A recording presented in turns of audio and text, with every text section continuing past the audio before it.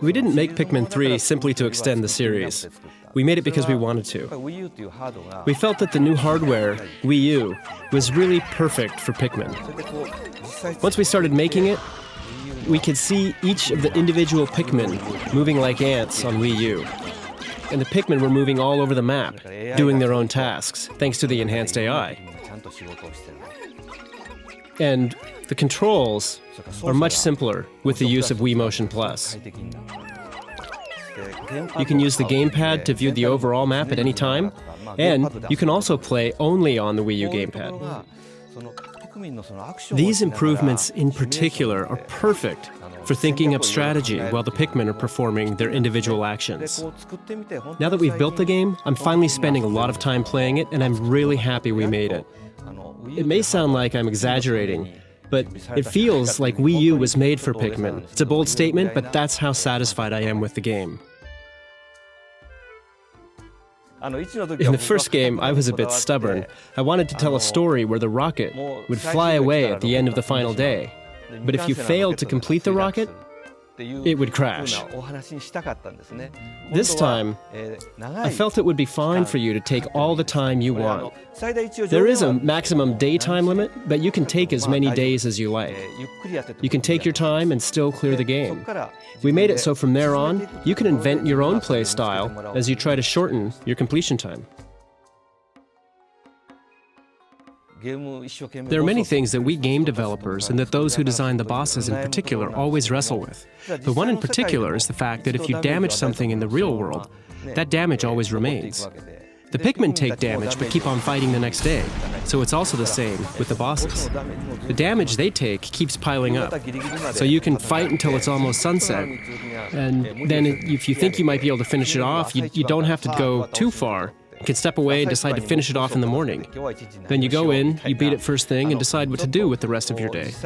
You can play at a pace that's similar to real life, so it doesn't feel like a stage in a game. It feels like we're onto something new.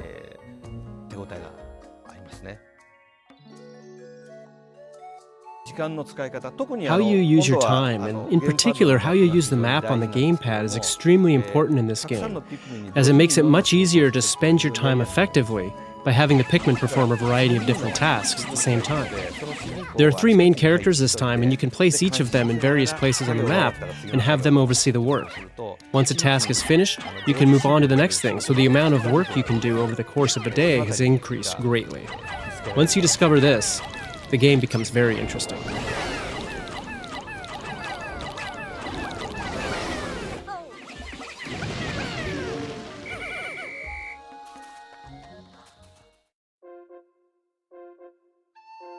In this game, there are 3 main modes, and naturally one is the story mode.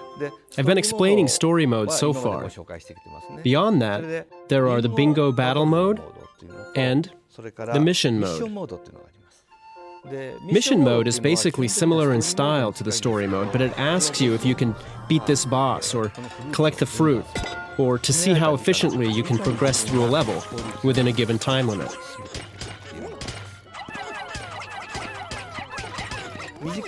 You can experience the fundamentals of a Pikmin game in a short time, about 7 to 10 minutes.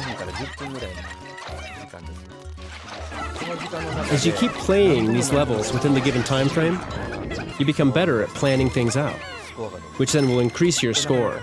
It's very satisfying. If you play this, I think your technique in story mode will greatly improve. So I think it will be more fun to go back and try playing the story mode again after you've played mission mode.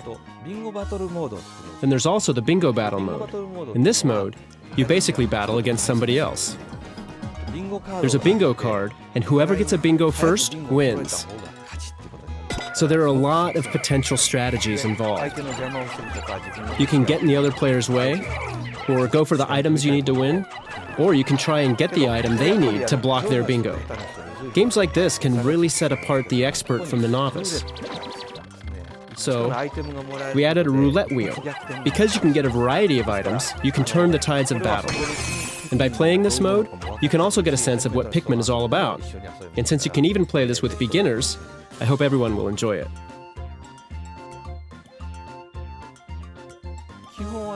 Because so much thought has gone into the Wii Remote since the early days of the Wii hardware, I think the basic Wii Remote nunchuck controls are the most comfortable way to play. Having said that, you'll be looking at and touching the gamepad screen a lot. So we made it so that you can also play with the gamepad, similar to the controls from the Nintendo GameCube version. So I think you should choose how you'll play depending on what style you want to play at that time or the occasion. There's the refined GameCube controls and the Wii Remote and nunchuck controls. You can also play with the Wii U Pro Controller. And we've also made it compatible with playing only on the Wii U gamepad with the TV turned off. As I talk about this game, aren't you feeling that it may seem like it might be a difficult game? I like absorbing myself in a game, and when I do, I tend to talk about it passionately. But the game's difficulty has been on my mind. So we tested it recently with some grade school kids. We found it's the kind of game that the more you play at your own pace, the more you start to understand it. So I think it will be played by a wide variety of people. Also, during my personal time the other day, I took a group of neighborhood kids out for a recreational activity. I was doodling and drew a Pikmin. One of the girls caught me and asked, "Why are you drawing a Pikmin?" And I asked if she knew Pikmin, and the girl said, "Yes." And then a slightly older boy came by and said, "Hey, that's a Pikmin." The girl went on to say, "You know, mister, there's a bad guy in the game called a Bulborb."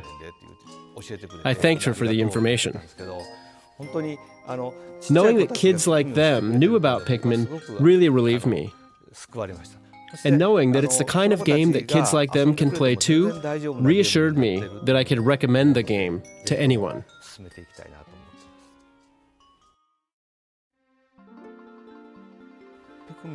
For those of you who've never played Pikmin, you'll have fun as you try it out, so please try playing. Once you do, I bet you'll think it feels unlike anything you've ever experienced before. You call the Pikmin with a whistle and throw them here and there, telling them where to go, and you repeat. Eventually, you'll get what kind of game it is.